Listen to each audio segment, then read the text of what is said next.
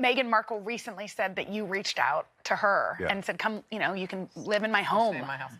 Yeah, it was a very difficult time for them. And what I know about the two of them, and I wish the world knew how much they love these two people love each other. They found each other in the... For all these reasons, I think that you are talking about huge overheads every year, and especially with staffing costs.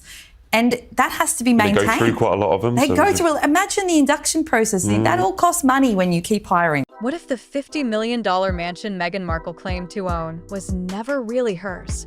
What if the very foundation of her post-royal fairy tale, wealth, independence, power, was built on someone else's wallet? Because now, Tyler Perry, their former savior, is reportedly done keeping quiet. Leaked security footage, damning emails, and a trail of unpaid debts all point to one brutal truth. Meghan and Harry didn't buy their Montecito mansion. They leased it, and they still owe Perry millions. And what's worse, they may have lied about it to the world. I believe they got an inheritance from Harry's great-grandmother, the Queen Mother. We don't know what they got from the late Queen. I know that he had from Diana. He's discussed how he had money from Diana's estate. But their security costs, as you mentioned, I think it's like £2 million a year. Their mortgage would be high. These deals were a big deal. It all started with a single line during Meghan's sit-down with Oprah. "We bought this house with our own money." A powerful statement. One that helped craft the narrative of a self-made couple breaking free from the palace machine. But newly uncovered documents and insider leaks tell a very different story. According to real estate records and testimony from Perry's legal team, the property deed was never fully transferred to Harry and Meghan. Instead, the mansion remained under Tyler Perry's trust, structured through a delayed purchase agreement. Translation? They were never full owners. They were leasing to eventually own, but eventually never came.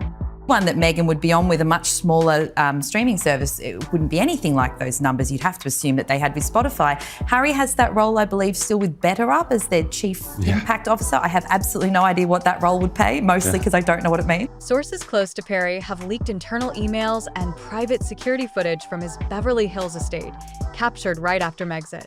In one video, Harry allegedly says, "We'll lock it in once Netflix clears the next payment." That line raised immediate questions. If the house was already theirs, why were future payments even part of the conversation? Behind the scenes, Perry's team was growing frustrated. Emails between his business manager and Meghan's legal counsel reportedly show missed wire transfers and vague responses like, "waiting for confirmation." This wasn't a simple accounting issue. It was a pattern, delay after delay, excuse after excuse. Meanwhile, Meghan acted like full owner. She reportedly gave direct orders to Perry's staff, banned certain security guards, and even demanded expensive renovations, all on someone else's dime. Yeah, and one of the things that we just are astounded by is your generosity.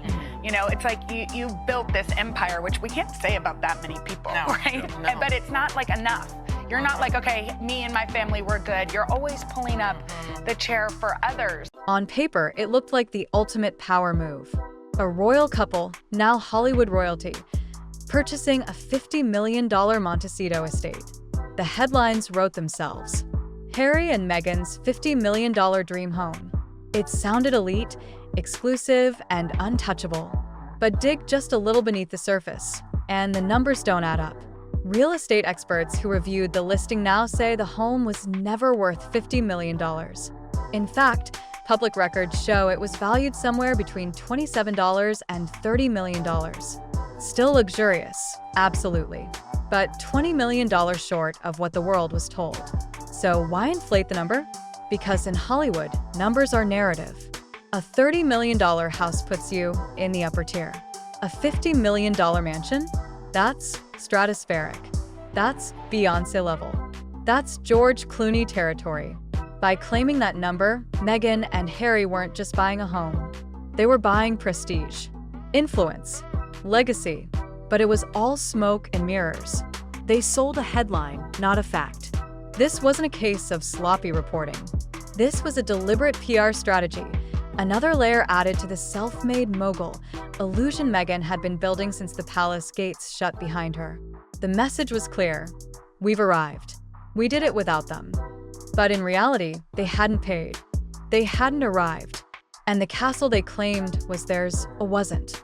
Before the Netflix deal, before the Oprah interview, before the headlines, there was Tyler Perry. While the media roasted the Sussexes and the palace remained silent, Perry opened the gates of his Beverly Hills estate and offered them refuge. No cameras, no press, just safety, comfort, and support. But he didn't stop there. Perry didn't just offer his home. He offered his money, his staff, and his protection.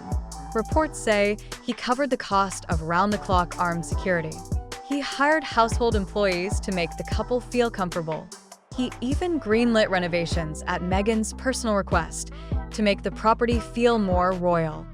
He wanted them to feel safe, to feel at home, to rebuild. But here's the gut punch. Those expenses? They were never repaid. Sources claim Perry footed the bill for it all, out of pocket, believing it was a short-term gesture for close friends in need. But weeks turned into months, and months turned into years. And the money never came. According to leaked legal letters, Perry's team sent repeated reminders, eventually escalating to final notices. The sum owed isn't just a rounding error. It's reportedly in the hundreds of thousands, if not millions. And what did Perry get in return? Silence, avoidance, excuses. The same friend who opened his world to them got ghosted when the cameras stopped rolling. And that's when everything changed. Behind the scenes, Perry started shifting. Friends say he feels used, manipulated, and worst of all, exploited. What began as compassion turned into resentment. And now, his patience isn't just wearing thin. It may be completely gone. This mansion drama isn't just about real estate. It reveals a much bigger truth about how Meghan and Harry have operated since leaving the royal family. Image over reality. Perception over payment. Headlines over honesty. Here's what we now know. 1. The Netflix deal wasn't what it seemed. The $100 million deal was performance-based. Insiders say Harry and Meghan only received a fraction up front, making their financial independence shaky at best. 2. They were over-leveraged. Multiple sources say they committed to expenses based on money that hadn't cleared, using future checks to justify present spending. 3. Public claims contradicted private behavior. Meghan claimed independence and ownership while still under someone else's trust and relying on Perry's funds. 4. There was a PR strategy behind every statement. From the inflated mansion price to the Oprah soundbites, everything was designed to present a flawless image, even when it wasn't true. 5. The pattern isn't new. This is just the latest chapter in a long string of inconsistencies, from questionable documentary claims to podcast drama. The mansion scandal simply makes it harder to ignore. Tyler Perry was never just a celebrity friend. He was a lifeline. When Meghan and Harry were isolated, he gave them protection.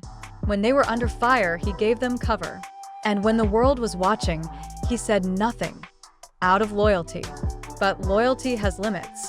Sources close to Perry now claim that he's reached his breaking point. Years of unpaid debts. A narrative spun without his consent. His name and reputation used to sell an image that wasn't entirely real. It's not just about money anymore, it's about principle. Insiders say Perry is now weighing his options carefully. One possibility: releasing everything. Emails, security footage, financial records. Every receipt he's quietly held onto, ready to be made public. If he does, it won't just damage the Sussex brand. It could unravel it. Because Perry isn't a tabloid.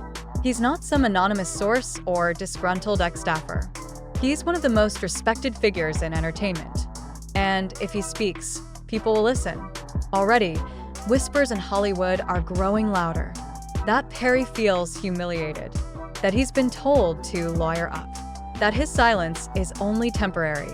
And let's be clear, if he steps forward, he won't be coming empty-handed. He'll be coming with the one thing Meghan and Harry can't outrun anymore: proof. Behind the scenes, Hollywood insiders are talking, and not in whispers. Meghan and Harry's reputation as a power couple is starting to unravel. Streaming partners are hesitant. Sponsors are wary. And celebrity allies? They're going silent. Harry's scandal could trigger a domino effect. If he speaks, others might follow. And if that happens, the Sussex brand could take a hit they may not recover from.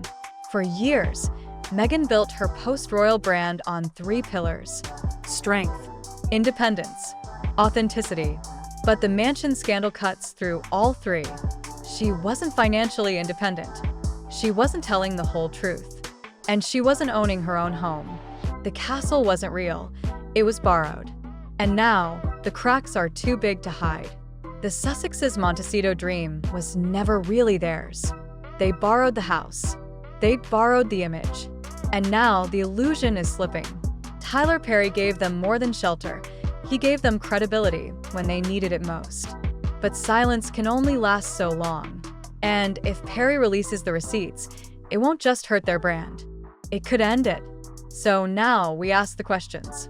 How many more lies are still hidden? How long can this fairy tale survive the weight of real-world receipts? If the Sussex empire falls, it won't be the palace that takes them down. It'll be the people they once called friends